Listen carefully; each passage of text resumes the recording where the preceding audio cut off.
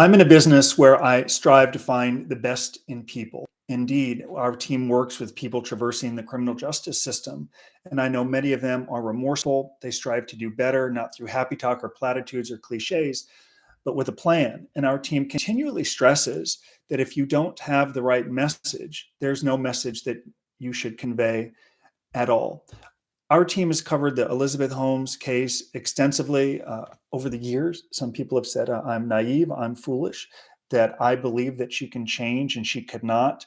And I continue to say she can do better. She can do better. I think she's going to convey a different message while on the wrong side of prison boundaries. Indeed, I was so excited, like so pumped up today when I read that there was a piece about Elizabeth Holmes in the New York Times. So excited to the point where I derailed a portion of my day away from my wife and children right now to film this live YouTube video. Quick disclosure, there could be children running in here in a few minutes. I don't know, but I want to memorialize this because the way that I rebuilt my life was through memorializing it and documenting it and sharing lessons that I've learned. And I hope the lessons I convey in this video will help all of you understand why people continue to struggle as a result of an imbroglio with the criminal justice system and why some thrive. So when I read this article this morning in the New York Times, I was so optimistic when I started. I'm like, finally, I'm going to be proven right. Many of you people have called me wackos and nut jobs when I continue to convey she's going to do better and articulate a clear message. I'm like, here it is. For the first time in 7 years, Elizabeth Holmes is doing her first interview. And indeed, if she's doing an interview, it's going to have the right message, right? It has to have the right message right now. I read it was the New York Times, and full disclosure, last year, the New York Times did an extensive profile on my company, White Collar Advice, in the New York Times Magazine and the New York Times. And the journalist, Jack Hitt, followed our team for like 18 months. Jack attended sentencing hearings. He spoke with clients. They vetted it. Whatever you want to say about misinformation and fake news, I don't know. I don't care. I'm too busy. What I know is the New York Times did extensive vetting and research for this article. And while I didn't read the article before it came out, the fact checker am I very active with the hands? The fact checker had to read certain things to me to confirm that it was accurate. How many people on our team? How long have you been doing this? Did you actually work with this person? Then they confirmed the person that we work with them. So by going through the fact check, I had an idea of what was going to be in the article, and I knew that it was going to be favorable, and it was. So the reason I titled this message or video, Elizabeth Holmes approved this huge mistake, is because she knew what was coming. The fact checker was on the phone with Elizabeth Holmes. Can I confirm this with you? Can I confirm that you actually want your baby daddy to say in this article that he's going to exercise so he doesn't have a dad bod? Do you actually want the word dad bod in the article? Dad bod. It's going to be in the article. So to confirm, there's no focus on the victims here. The $100 million, as rich as they were, and I know very few people in this climate and this culture right now have any empathy for the victims, Elizabeth, I get that. But you know there's no focus on the victims at all. We're focusing on the dad bod. You can confirm the dad bod. Got it. Okay. So they essentially do those sorts of things. I'm not joking, to the point where you're like, wow, it is this extensive. So when I say she approved this message, here's why. I did a huge spread with the New York Times last year, including Philip Chung, who did the photo shoot for Elizabeth, is the one that did the photo shoot for our team. So I know how involved and vested she was in this piece, which is why I'm stunned and sickened and saddened. And so many of you have proven me right. I'm too optimistic. I'm too hopeful. I believe in our capacity to change, that we can do better. I cannot believe she approved this message. And I'm going to talk about why here in just a few minutes. Now, I'm not going to read the whole article. If you want to read the whole article, you should go to the New York Times and read it. But I do want to read a specific portion of it where she's having a conversation with a physician, and the physician says to her, "You look a lot like that horrible woman." Miss Holmes looked at him with her piercing blue eyes and said, "I'm sure you are a better person than she is." The doctor seemed to realize he was talking to. She continued. Then he said, "Are you Elizabeth Holmes?" And I said, "Yes." And he said, "I am so sorry." And Elizabeth Holmes said, "Don't be. All you know is what you've read." So I'm going to be transparent. That message feels a little contrived. I don't know if like a physician is going to walk in and say, "You look like that horrible person." It would be inappropriate. I wouldn't want my physician to say that, it kind of sounds like a prison doctor, actually, the way they talk to us in the federal prison. Like, you're making up this injury. You don't really have a hernia or a broken leg. Take ibuprofen, which is kind of what they tell you in federal prison. But I'm going to leave that for the prison videos.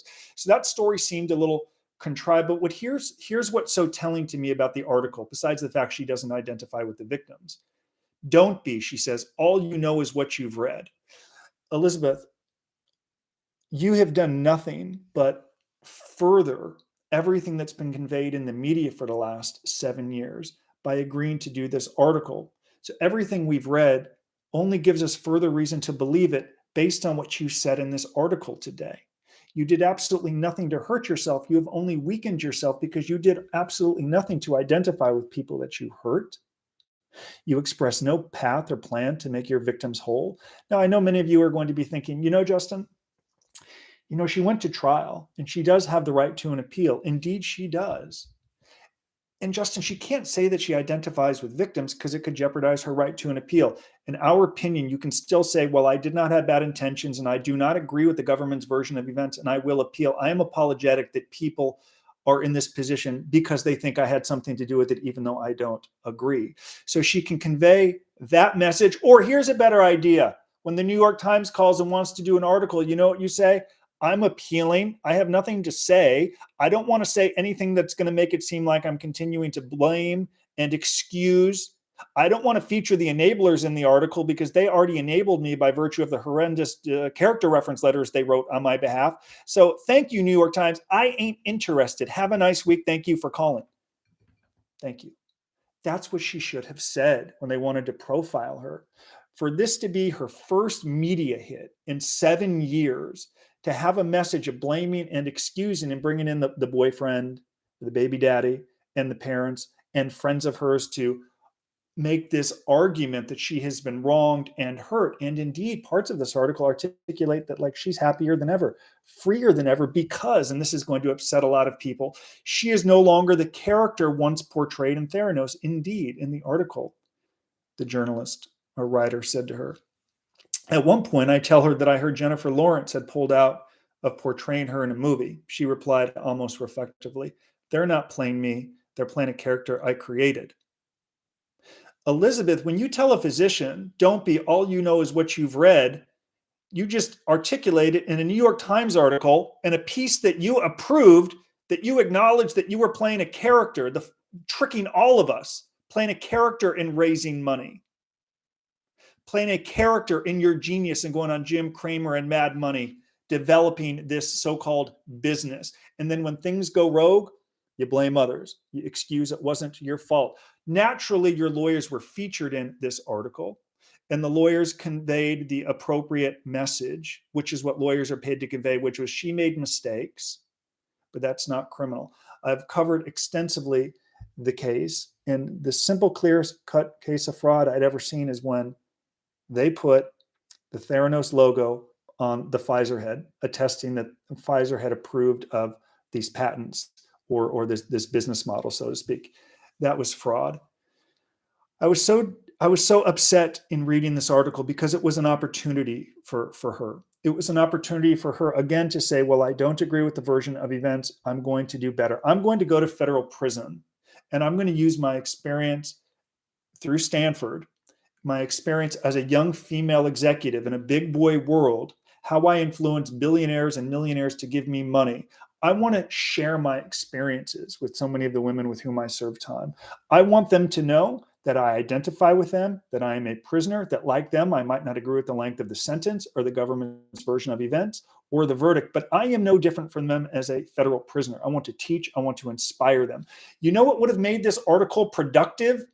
Is if she actually articulated what a day in her life would be in federal prison. I'm going to get up at 5 o'clock in the morning and I am going to do a video chat with my baby daddy and my 2 children. I'm then going to write a letter home. I'm then going to go to the email system and articulate what my plans are for the day.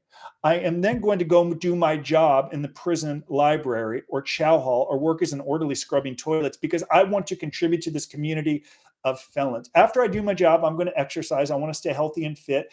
Then I'm going to work to repair my reputation and brand, because I know if I do that, I'm in a greater position to become employed at some point. And all the revenues that I generate down the road, I plan to turn over to my victims. Even though I don't agree that I created victims, the court has deduced that I have created victims, that I am guilty. And rather than focus on my baby daddy's dad bod and asking us to perceive her as a young mother instead of the character she admitted she created while running this business, she could have said, this is my plan to do better. I'm stunned. How have I said this before? I don't know. I'm at a point where I do blame her. And I blame her for the conduct, which led to the conviction, let me be clear.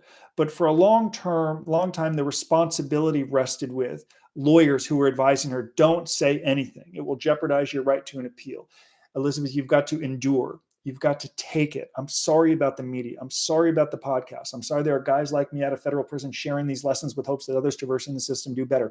I'm sorry you have to take it and wear it. At some point, Elizabeth, you will have your opportunity. At some point, Elizabeth, you will tell your story. At some point, you will get it out there, I promise. And the real public, the real world is going to know Elizabeth Holmes, not this character you created, but who you are as a mom and a daughter. I promise you at some point, I promise you they're going to have that. You're going to have that opportunity. This was the opportunity, and she wasted it. She wasted it. She threw it in the toilet with the New York Times reporter, and I was grateful for the Times article last year, but they should not have written this article.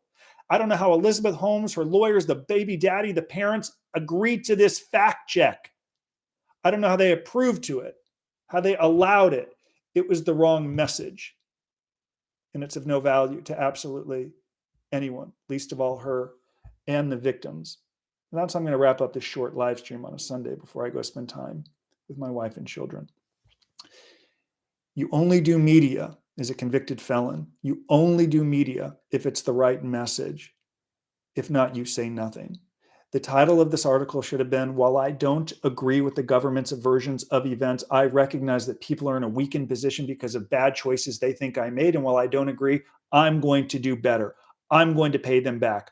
I'm going to make amends. Here's how. Here's my plan. Here's how I'm going to document it and build it and prove worthy of a second chance. That should have been the headline from this article. Indeed, or in fact, the only reference to paying back money was the so-called $30 million she owes in legal fees, is noted in the probation report to her lawyers. It's disappointing. She's going to go to Bryan Federal Prison Camp, where we have myriad clients right now, including Jennifer Shaw, the reality star who's there for 6.5 years. And I hope Elizabeth Holmes follows the path of Jennifer Shaw, who pled guilty.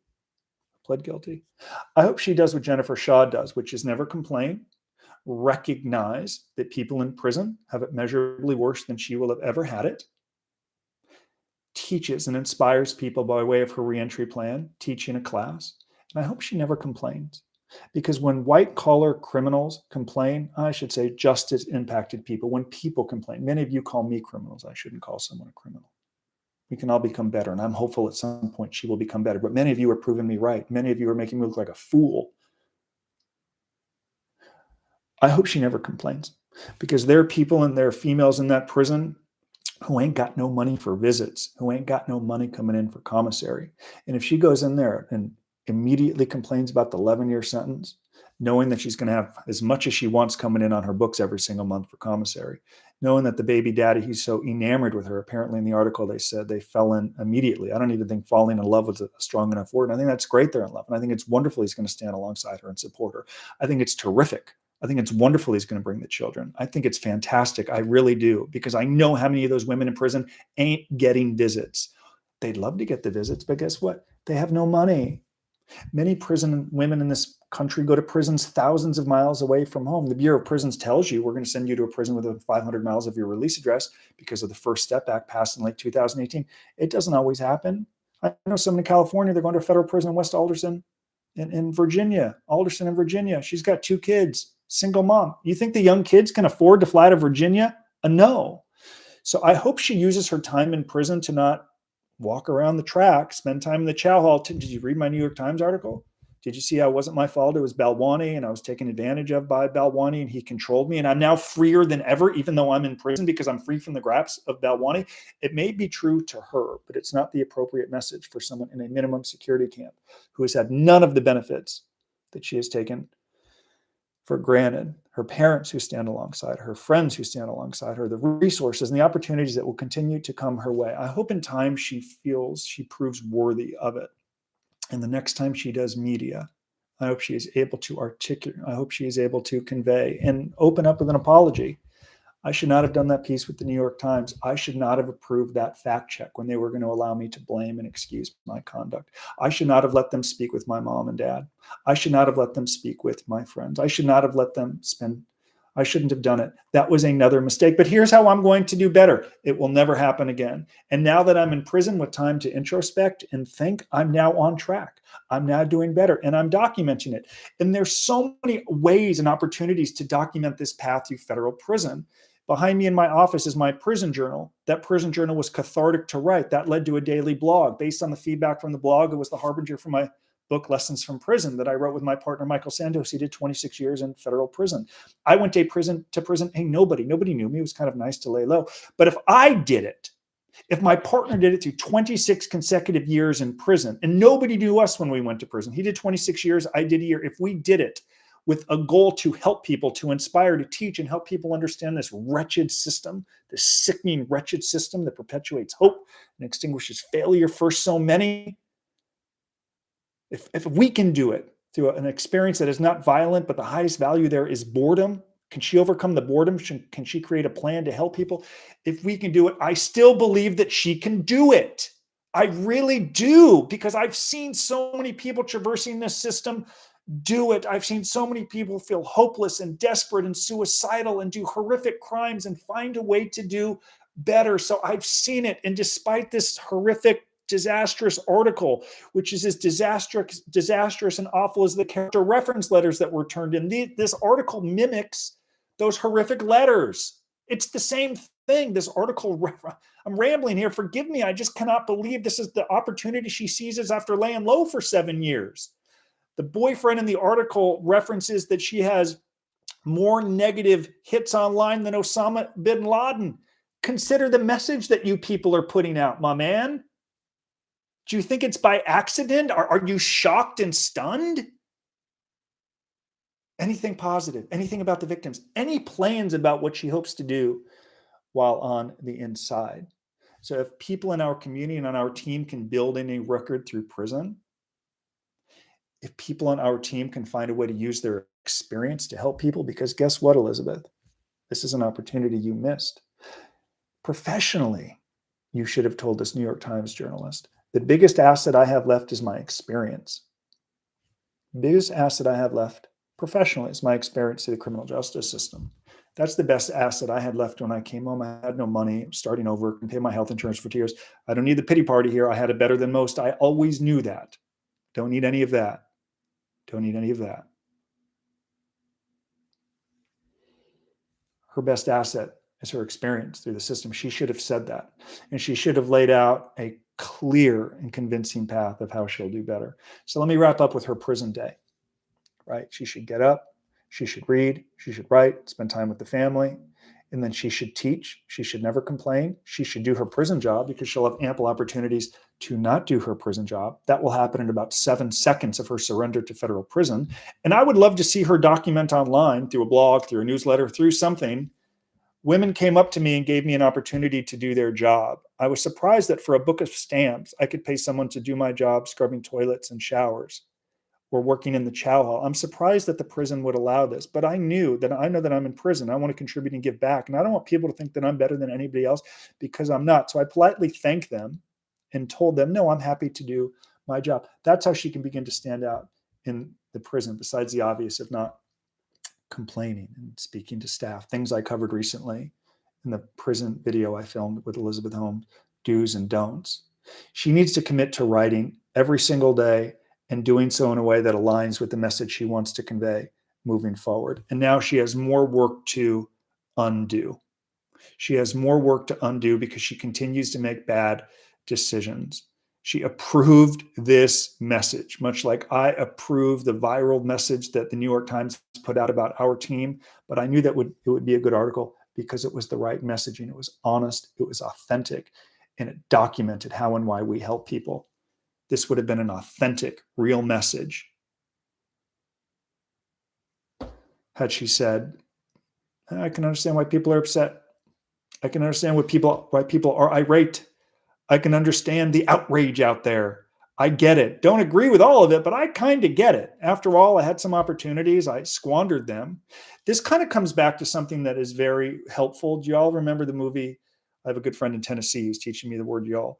Do you remember the movie 8 Mile with Eminem? I'm sure you've heard this analogy before, where like at the end of the movie, he's doing the rap scene and he takes all the words out of his opponent's mouth, like, I am white trash, you did sleep with my girl, my friend did, whatever it is, I'd sleep in my mom's trailer, and he hands the mic to the guy and he drops it.